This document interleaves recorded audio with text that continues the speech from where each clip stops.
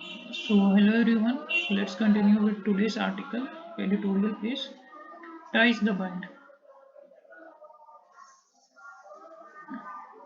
Okay. So, let's continue. Ties the Bind, the Modi visit to the Australia adds to the bipartisan strength of growing bonds. So, bipartisan adds to the bipartisan strength. What is the meaning of bipartisan? Let's find out. Bipartisan strength. Bipartisan strength.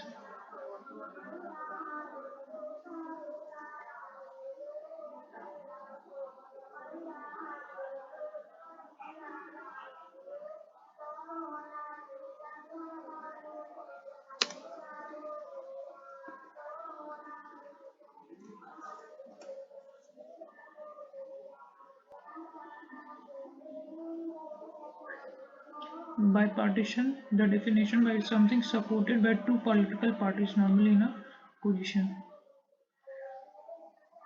Bipartisan statement, something that is supported by two parties or something two groups.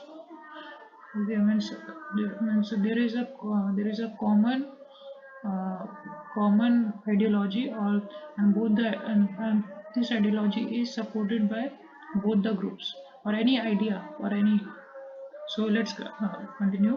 Prime Minister Narendra Modi 3-day visit to Australia this week coincided with the year since Labour Party leader Anthony Albanese was elected a Prime Minister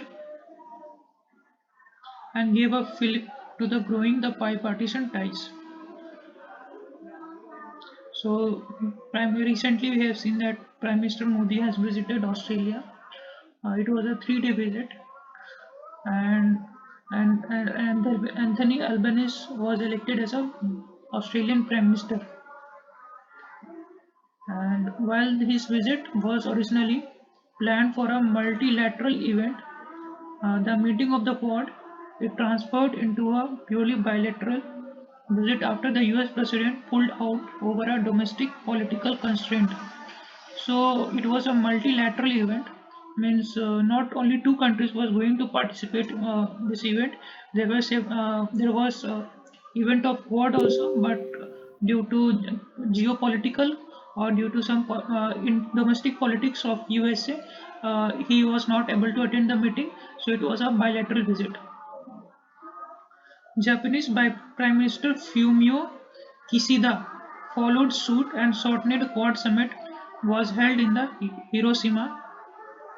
As a result, uh, Mr. Modi's uh, Sydney sojourn was much more in the spotlight, particular, particularly his address to the Indian community, which Mr. Albanese joined in, as well as the address to the business group. So means it was much means the visit to Australia was much in the spotlight as compared to the visit in the Japan. Okay, where he was where the India was invited as a in the G7 summit, and he also met to the and Prime Minister also met to the business groups of Australia. And what was their sixth such meeting in the past year? The announcement from the Modi-Albanese meet included opening an Australian consulate in Bangalore and an Indian consulate in Brisbane, an agreement on migration and mobility, and the finalization of the terms of the reference for India-Australia Green Hydrogen Task Force. So during this meeting, there was some of the agreements, or they have some discussed some of the uh, things, like they have discussed that like they will open the Australian consulate in Bangalore, and Indian consulate will open in Brisbane. And they have also they have also talked on migration and mobility, and they have also talked on the fact that they will establish hydrogen task force.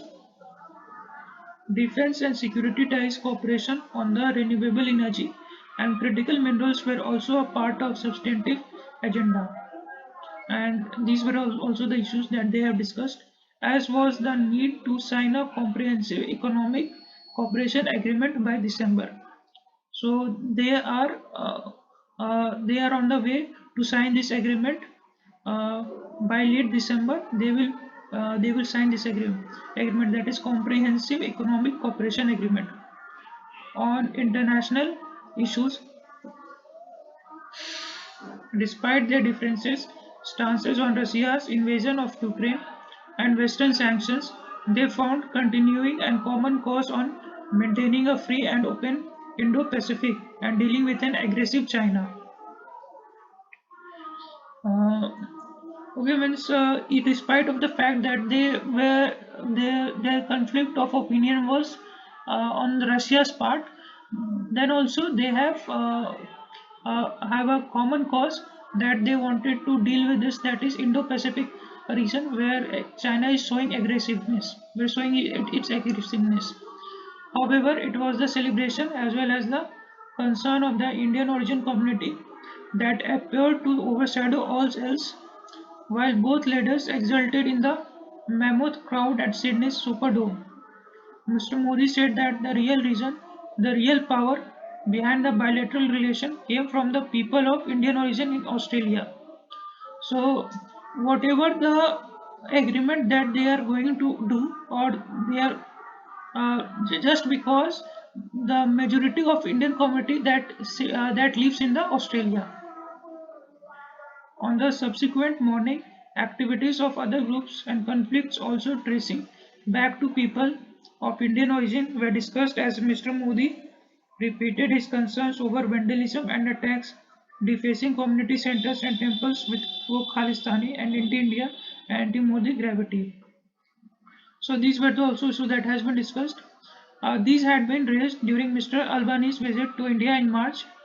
While any attack on the Indian consulate is a valid bilateral concern, New Delhi must consider how much attention it wishes to pay to attacks by Australian citizen on the Australian property. So means they have also said that whenever something, recently we have seen that there was an attack on Indian consulate that was in UK just because of pro Khalistani movement. Okay, that's why they have also they have discussed that, means other countries consulate that is in India, they pay how much attention while on their security or their needs, basic requirements. So similarly, they expect the other countries to also give much attention to Indian consulate in their countries. While the growing incidents may be cause for worry, and it is by no means clear that giving the center stage during the such visits is conducive to strengthening the common understanding between both the countries, or is the best interest of the three Ds. Mr. Modi said, binding the two countries today, democracy, diaspora, and dosti. So this was a very good article on the recent visit of Prime Minister Modi in Australia. So you can go through this article, ties the light.